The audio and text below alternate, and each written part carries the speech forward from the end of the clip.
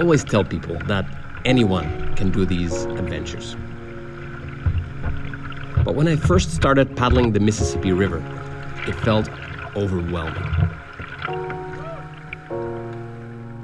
The Mississippi is one of the longest rivers in the world, and paddling its full length, it was not going to be easy.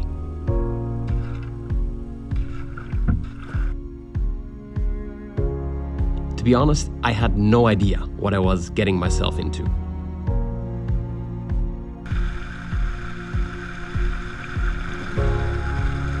Better not get a problem here because I'm in the middle of nowhere.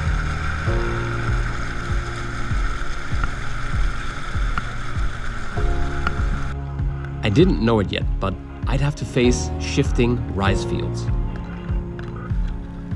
cross open lakes that made you feel like a water bottle adrift in an endless sea, navigate giant locks and dams, deal with alligators, sleep in the strangest of places,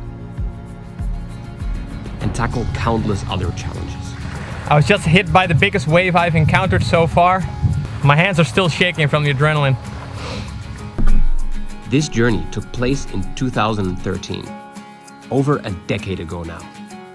The kindness I encountered on this journey planted the seeds of trust in strangers, a belief that would shape my later adventures.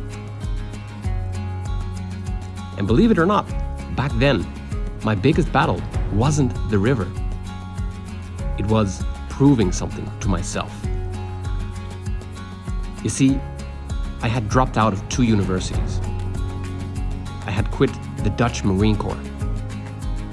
And I had abandoned many other small dreams. But I was done being a quitter. And so I made myself a promise. I would finish this. I would paddle the entire Mississippi River.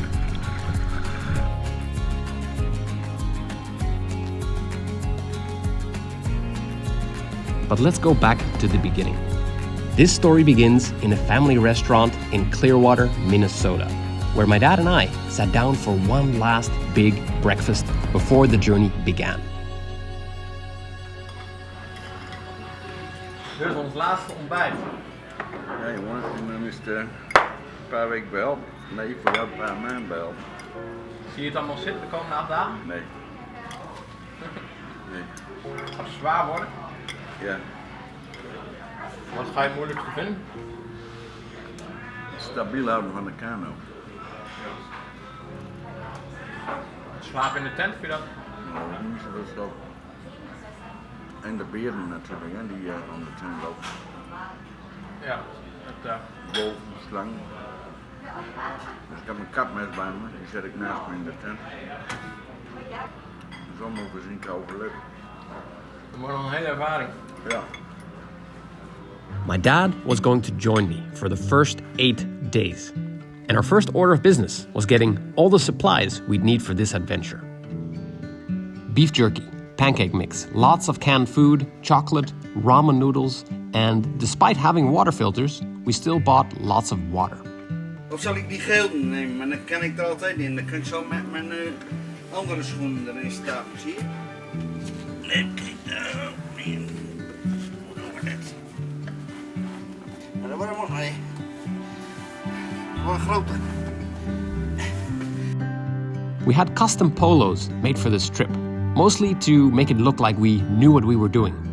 But the truth is, we had zero experience paddling or crossing rivers, and probably had no business taking on one of the most legendary rivers in the world.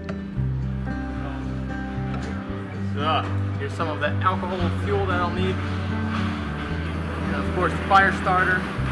Is that what I'm on? Zoiets. It's a 63, 64 Yeah. inches. So And I that's want to gonna move be, it. yeah, We so need a that's bigger gonna be one. a little bit tight. Wat gebeurt er, pap? Nou, waar ik bang voor was, deze slaapzak is ook te klein, dus ik moet een iets grotere hebben. We gaan nou een slaapzak voor een dik vark maken. Dan leg je hem eruit. En hoe gaat het dan gebeuren? Nou, gewoon door 2 aan elkaar te knopen natuurlijk. Oh, yeah. After a long day of shopping, we had everything we needed. And the next morning, we headed to a town called Clearwater to pick up our boats.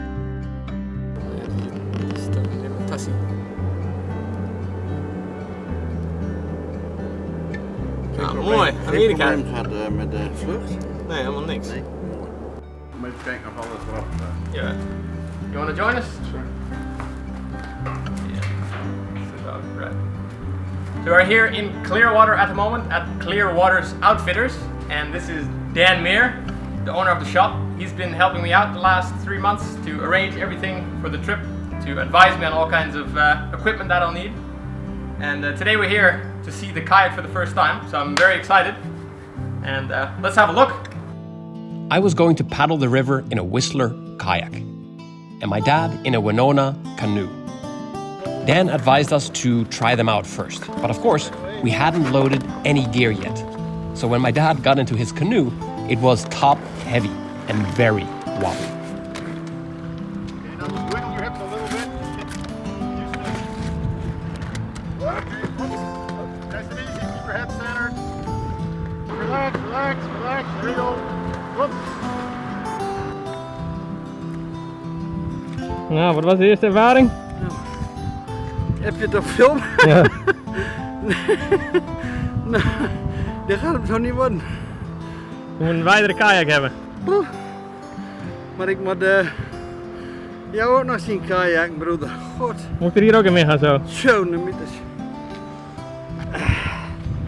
Maar goed. Nou, maar dat is een ander probleem. Wat dan? Mooi, ik heb wat droogspul bij me. Ja.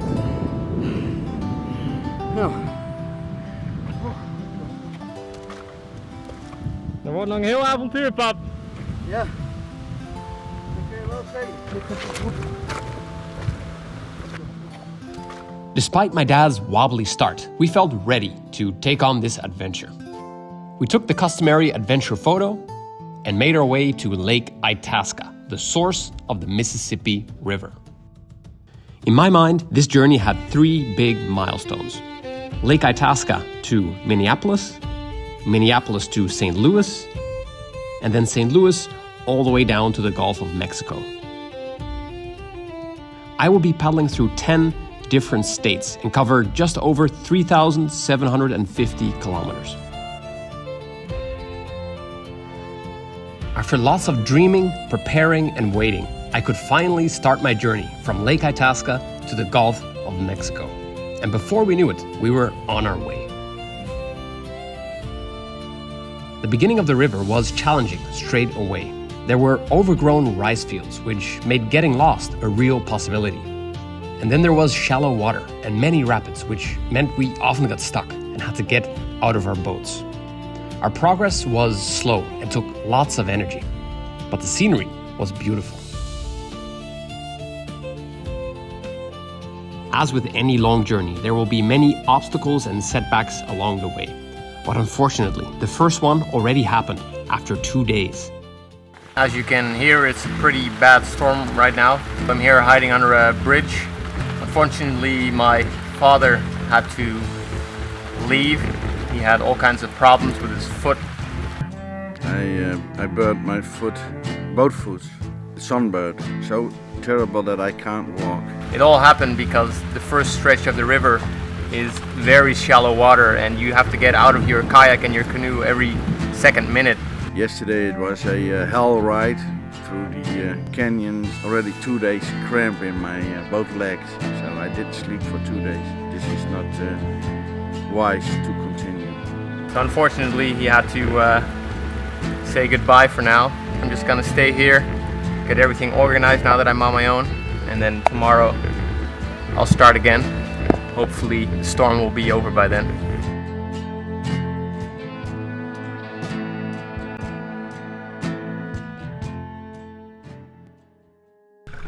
Even though I was sad that my dad couldn't continue, I still had to keep going.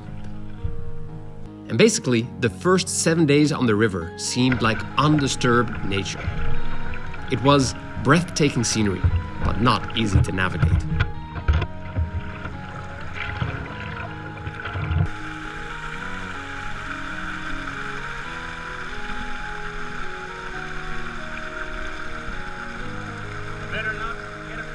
because I'm in the middle of nowhere. I saw deers, turtles, beavers, and lots of ducks. But they always scatter as soon as you approach.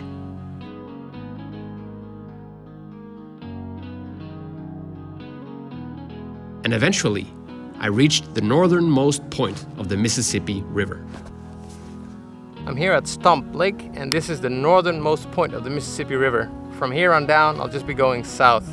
Journeying down the Mississippi to prove that I'm not a quitter was not my only motivation. I wanted to show that the pollution of the river is becoming worse as I go further south. At Lake Itasca, I collected some of the very clear water that's still there, and I took it with me downstream because I was curious to see what the difference will be once I would get to the lower states. Behind me is Lake Winnie, and the Mississippi River continues on the other side of the lake. So tomorrow, I will have to cross the entire lake. Right now the water is very calm, but when you're in the middle of the lake and the wind starts blowing really hard, it can be very dangerous. So tomorrow I will have to track the entire coastline of the lake, and it's gonna take probably all day to do, but it's the safest thing to do, so that's what I'm gonna do. Imagine you're in the middle of the lake and you gotta take a leak. Where do you go? Well, really, there's only one way to go, and that's all natural, baby.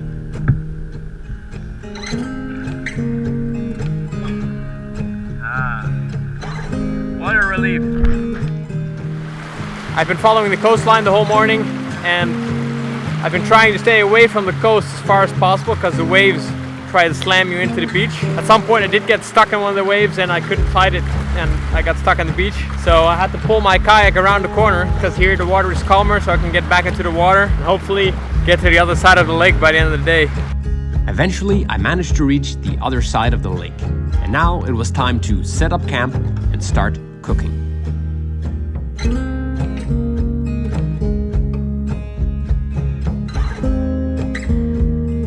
So it's time for the most exciting part of the day, dinner. So bear with me. Now I'm just gonna add some salami to the mix.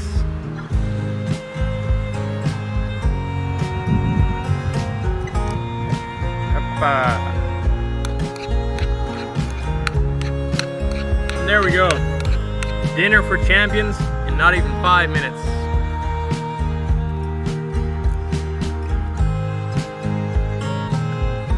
Whoever said I couldn't cook?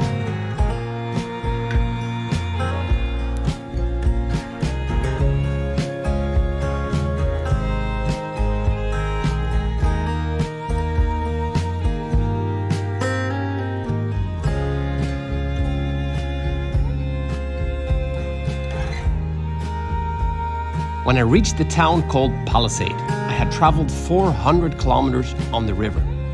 And it had taken me around 2 weeks, and I felt like I had achieved so much. But in the grand scheme of things, it really was nothing yet.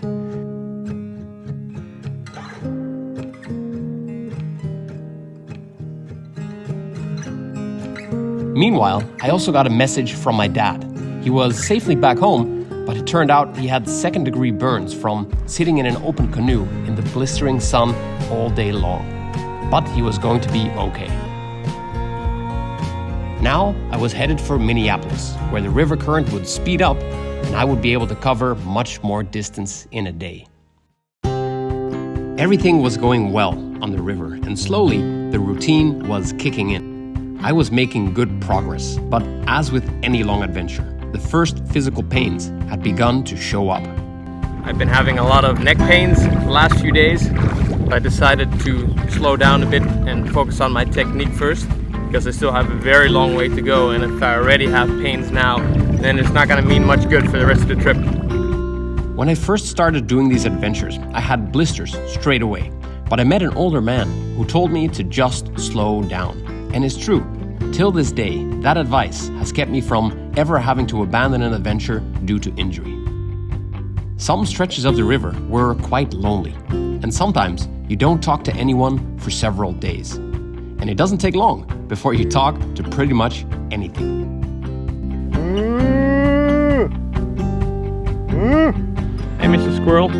peanuts for your friendship. What do you say? Great. Give it a few more days, and you start to lose it. I claim these lands. Who shall challenge me?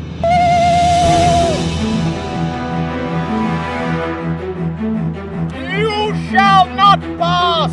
Anyway, eventually I had to leave my kingdom behind and return to the real world as I approached the more populated areas along the river.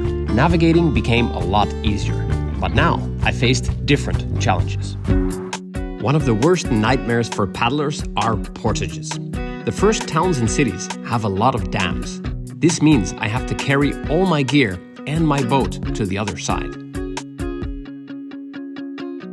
Sometimes this can take more than 2 hours, depending on how much gear you have.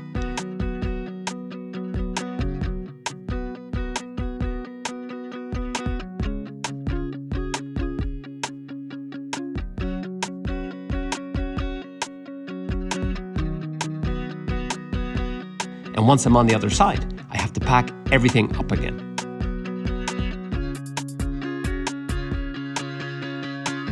It's 5 o'clock now. I'm gonna paddle another 7 miles down the river, and then I'm gonna set up camp for the night.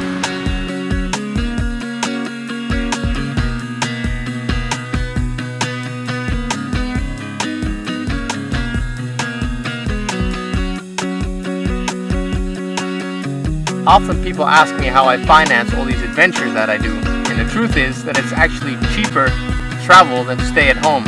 During this adventure, for example, I sleep in my tent every night, I get food from the grocery stores, and while I'm on the river, I can't really spend my money anywhere else. Sometimes you just have to cross that barrier of fear and go where you really want to go, and believe that there will be opportunities there. Usually there are. In the last 2 years I found a job at Casella Wines during the vintage. I'm very proud because I actually helped make this bottle. But embarrassingly enough, I never really tasted the wine, so I'm really excited about this one here. Here's to all the Casella crews. Cheers, guys. The wine was amazing, and that night I slept like a rose. Rise and shine.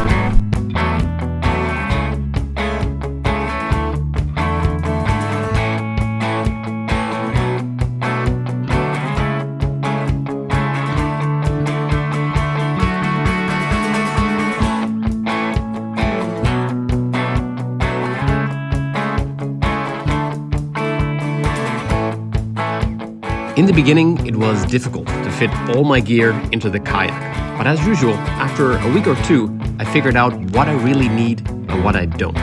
Right here behind my seat, I have stored all my water, the really heavy stuff that should be as close to the center as possible to give you more stability. Back here, I have all my food supply, my tent, and my laptop and maps, the heavier stuff. And in the front, I have backup clothes and all kinds of cooking stuff, which is the lighter stuff. At first, it was hard to remember where I had stored everything. But at this point, the kayak had become like my second home, and I knew it like the back of my hand. Well, I was just paddling down the river looking for a place to set up camp when I stumbled upon this abandoned cave in the middle of nowhere. Probably somebody lived here or slept here in the past, but for tonight it's my home. And to be honest, this is actually a dream of mine to sleep in a cave like this, so I'm very happy. Meeting people on these long treks is often amazing, and more than once I've again been surprised by random acts of kindness. Sometimes they help me with a small favor like towing my boat. I'm Brian Brown from Mississippi.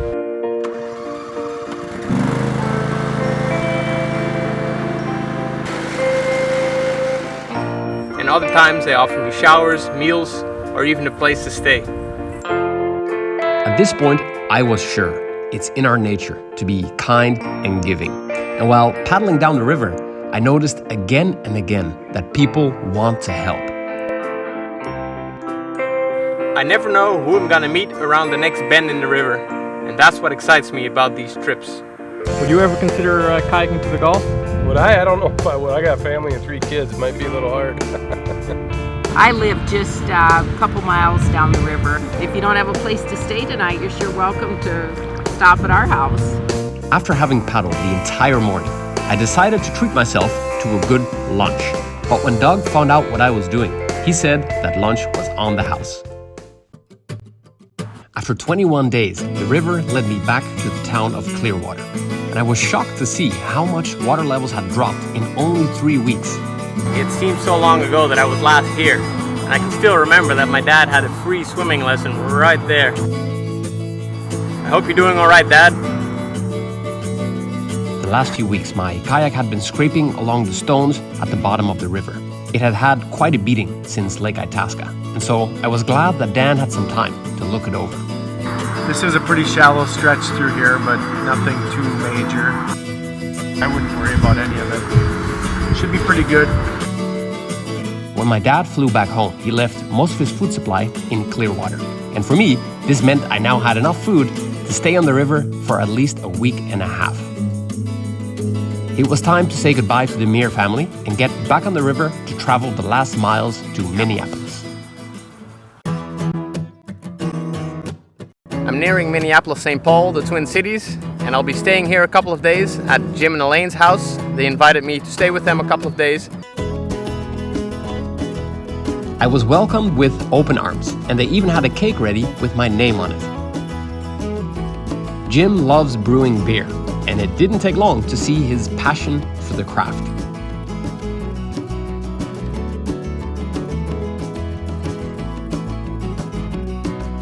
Meanwhile, Elaine and I went to Minneapolis to explore the city. After 2 days of rest and luxury, the river called me back, and it was time to say goodbye to the Ross family. As I passed through Minneapolis, the river I knew completely changed. From here on down, I'd have to pass through many locks and dams, and I'd have to share the river with gigantic barges. Here we go. Hey, can you hear me? Yes, I can. You just gotta fill the chamber, I'll get the gates open for you, and we'll give you a green light. Yeah, thank you very much. Appreciate it.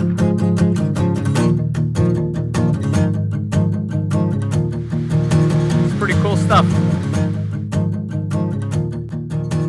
Going through the lock felt like passing through the gates of Mordor, where the next stretch of the river awaited.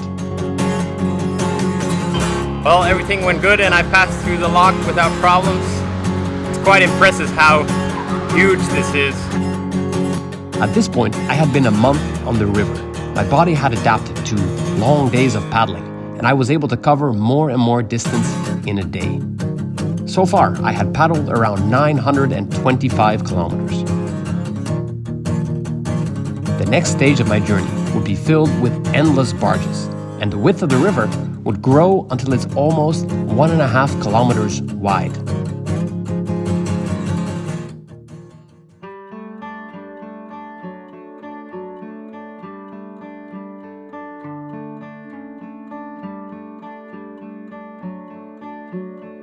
Life on the Mississippi continued on, and I had already been paddling for 45 days.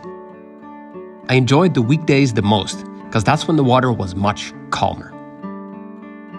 Well, it's Monday again and all the pleasure craft and Johnny speedboats are all back to work. So the river is all mine again and there's no wave in sight, so I'm very happy.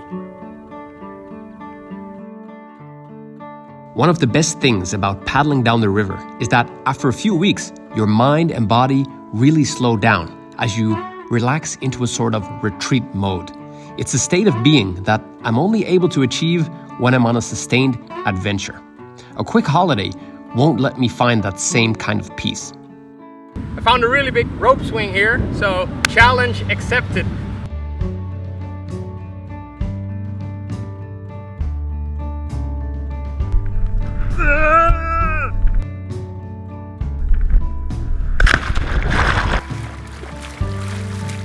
That was good stuff. My kayak was made in a factory right along the Mississippi, and when I passed through the town of Winona, I was excited to pay them a visit. My kayak is made of polyethylene, a durable form of plastic. It's being heated up and molded using a technique known as roto molding. Some other kayaks are made of Kevlar to make them even lighter and stronger. The kayaks are handmade, and I even got to see my own model being put together.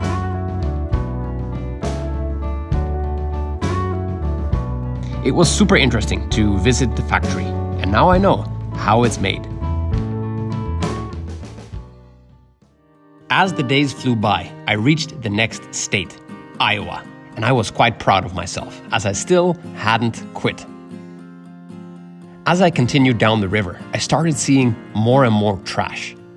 At the moment, the mighty Mississippi River is the second most polluted river in the United States, and the clear water from Lake Itasca is long gone. In Davenport, I met a man who spent the last 15 years cleaning up the river. Chad Pregracki has helped pull more than 67,000 tires from the Mississippi River. He also helped retrieve 155 barbecue grills, 110 bicycles, 19 tractors, 4 pianos, and almost 1,000 refrigerators. You know, seeing these sites of just things were just completely trashed. I mean, sites that just, the trash went on for miles and it was just this deep. But that's what propelled me the final moment when I said, I'm going to clean up the river, because it should not be like this.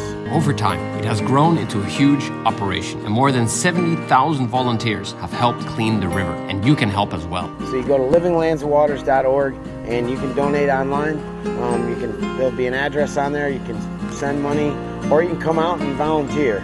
Whatever you want. We need all the help we can get. You know, I think we've made a lot of progress in a lot of these areas, but there's so many areas left to go. And so the Living Lands and Waters barge continues on, cleaning up everything in its path.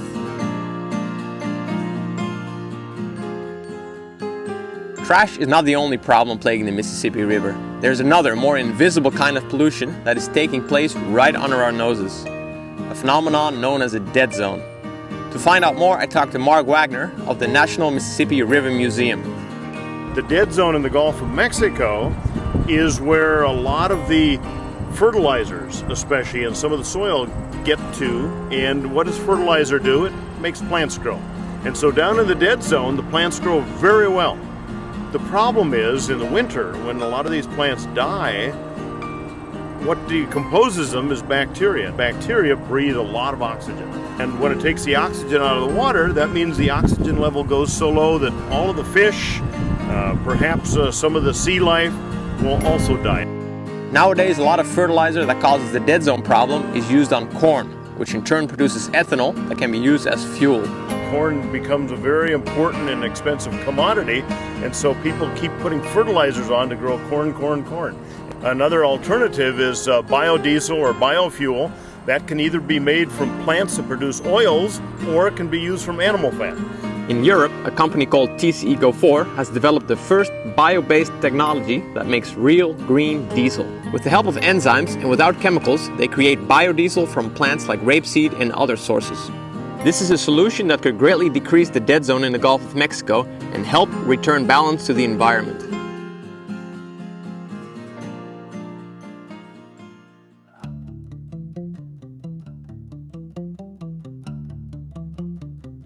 When I first started paddling down a river, I was told I would be meeting a lot of river people. Well, I've received tons of help from all kinds of river people along the way.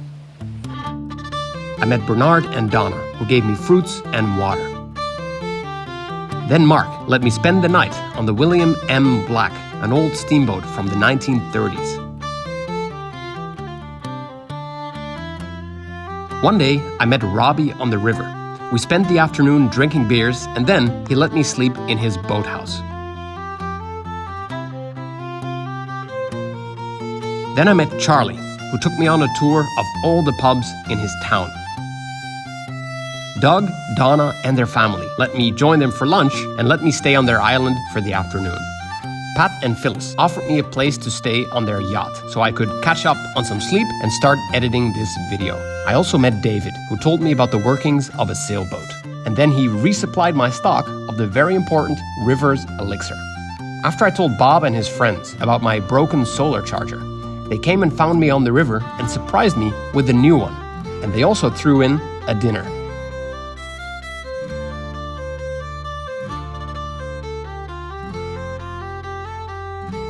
Aside from all the help I had been receiving, I still had to do all the paddling by myself, and it wasn't always easy. Is anybody out there?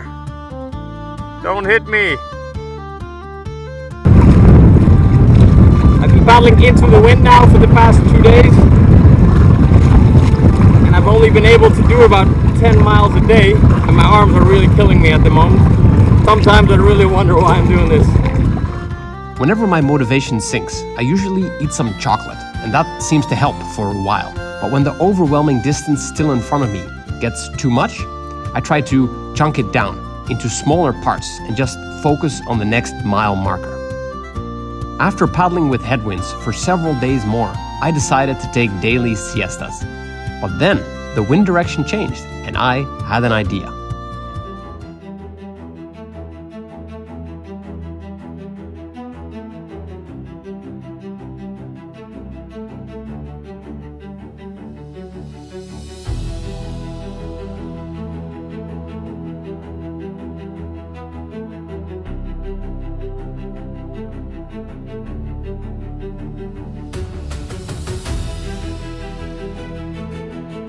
Well, it's time to give this baby a test run.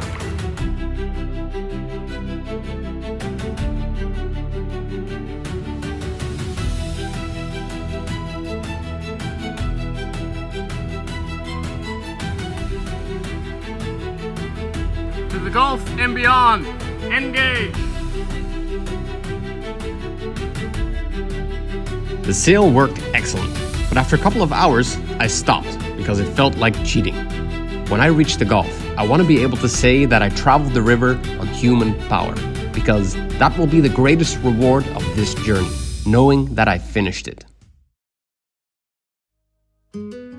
While waiting to go through a lock, I met two Canadians, Mac and Hayden, who were paddling the river together in their canoe called Rosie.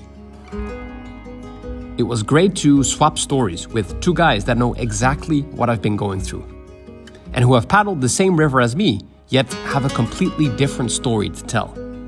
We camped together that night, drank beer around the campfire, and the next morning we went our separate ways.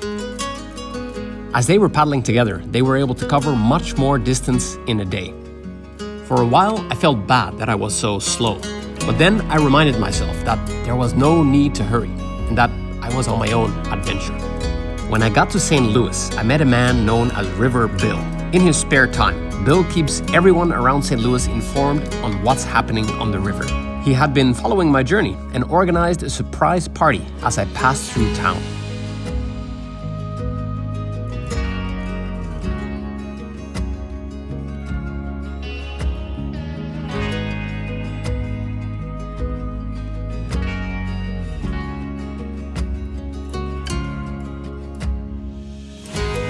Everything on the river is about to change as I pass through the last lock and dam. I'm here in lock 26. This is the last lock and dam, and after this, the river will run free once again. Now the river current will almost triple in speed, and the barges that are no longer limited by the locks will almost double in size. I'll also have to navigate around huge commercial ships. And from here on down, there will be alligators on the river, so I'll have to watch out for them as well. It's been almost 60 days on the river now, and I have no idea what's still ahead of me. I just know that I'm thrilled to continue on paddling down the Mississippi River.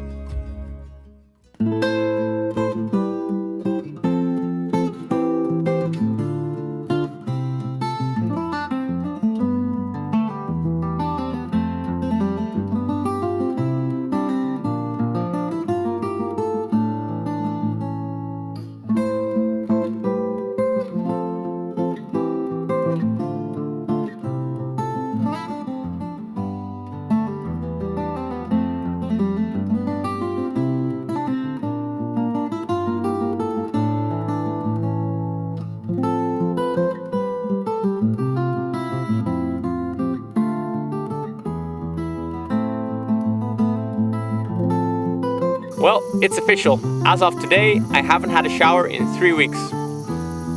In the beginning, I really worried about not having showers, but now I just wash myself in the river and keep going.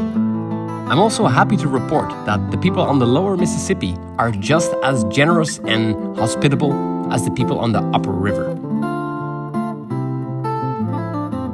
Over the last few weeks, the water levels have been dropping more and more. I had gotten so used to it that when the water levels went back up, it caught me off guard and I woke up in the water.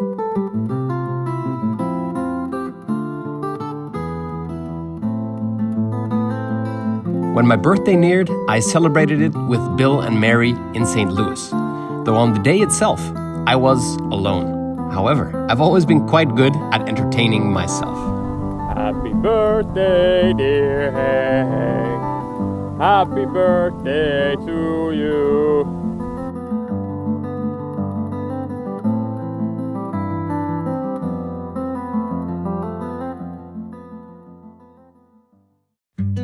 One day, I met Nathan from Cincinnati.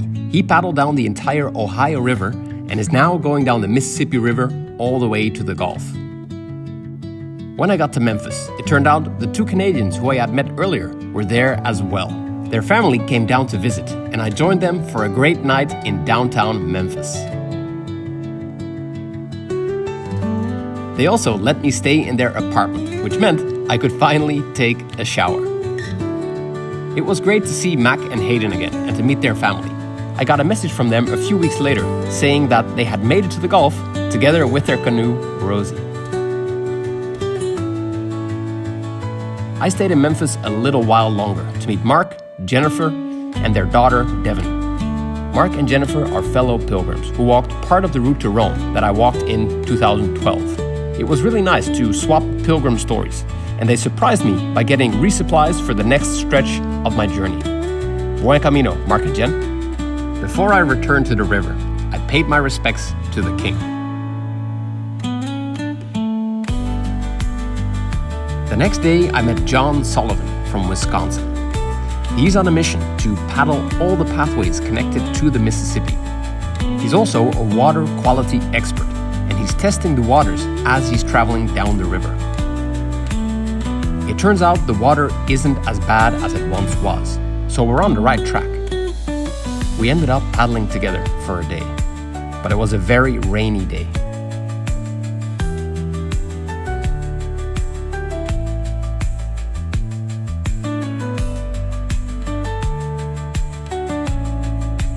John and I were fortunate enough to run into the Big River Angels, a group of paddling enthusiasts that take care of paddlers that are going from source to sea.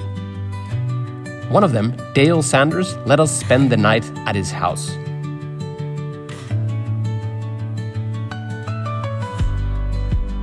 And at his house, we all signed his Wall of Fame, where other paddlers who have also gone from source to sea have left their mark as well.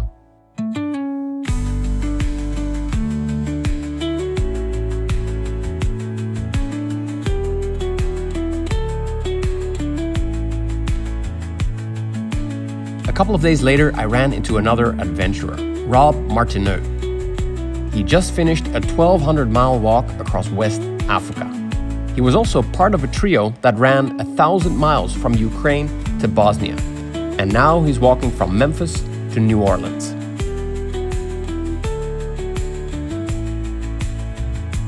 When I got to a town called Clarksdale, I met John Rusky. He makes giant canoes that carry up to 14 people. And he takes people out onto the wilder parts of the river for up to a month at a time. John has been on the river since 1982, so I asked him what his thoughts were on the kindness that you find all along the Mississippi River. Yeah, you know, it's an amazing thing, and we all experience it, anyone who's ever been on the river, but the river is infinitely giving, as well as it is caringly. It'll take your life, it'll take everything from you, it'll flip you over and dump you in the water, and it doesn't care one way or the other. It's going to give you and it's going to take away from you. And I think that spirit of generosity is carried through in the people who live close to the water, and it's that spirit, I think, it's a sharing spirit, I think, and I think that comes from the river herself. The people who live on the river somehow get that spirit, and when you need something, they see it and they produce it for you. It's true what John said. In my experience, from north to south, despite their differences, all along the river, there was always a helping hand within reach. After paddling on the lower Mississippi for several weeks, I still hadn't seen any alligators. But one day, while not paying attention, I accidentally found myself in one of the side channels of the Mississippi. This particular one was called the Big Black River, and only 30 days before I got there, a record-breaking alligator was found right here in this channel. And it didn't take long before I began seeing them myself. But the bigger ones always swam away as soon as they saw me.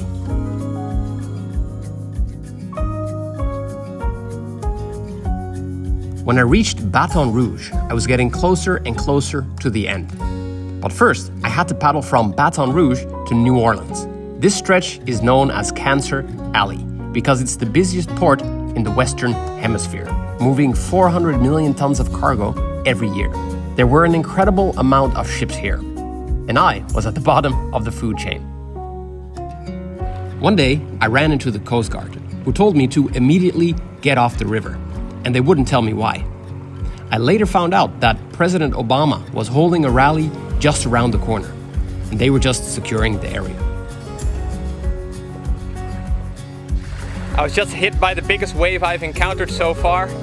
There was a huge container ship coming right around the corner, and I was just about to go around there when it came, so I had to get out of the way as fast as possible. But the waves were so big that I had to climb in a tree to not be hit by them. And I had to hold my boat by the line, but it got completely swamped and turned around. My hands are still shaking from the adrenaline. Normally, the waves created by these ships aren't dangerous at all. But I was paddling in very shallow water, where the waves will break. Lesson learned. At this point, I was starting to believe that I'd actually finished this journey. And maybe I wasn't the quitter I once thought I was. I'd learned something simple but powerful.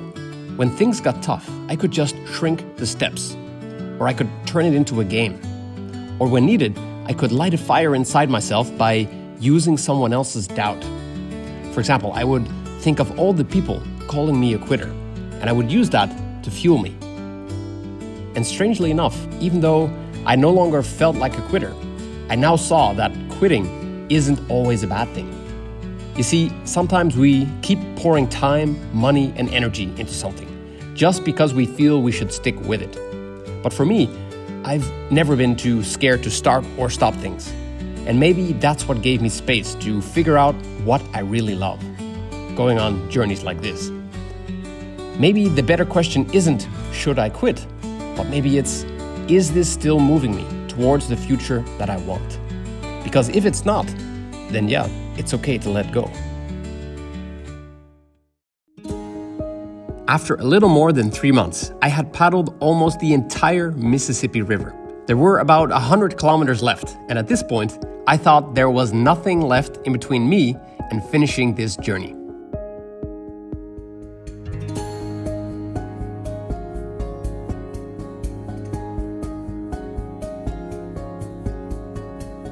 I'm here at the head of the 3 passes leading into the Gulf of Mexico. So this means it's gonna be the last 25 miles now. I'm gonna take the South Pass. So hopefully by the end of today, I will be at the Gulf and this journey will be over with. Can't wait to stop paddling.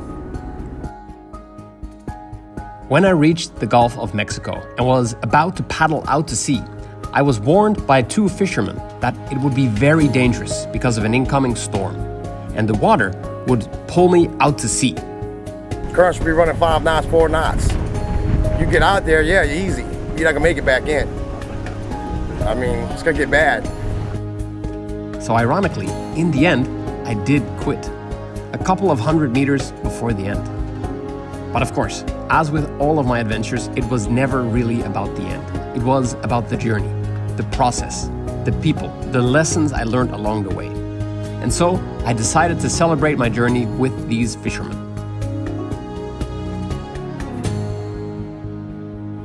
They took me back to the nearest town, where I spent the next few days with one of the fishermen and his family.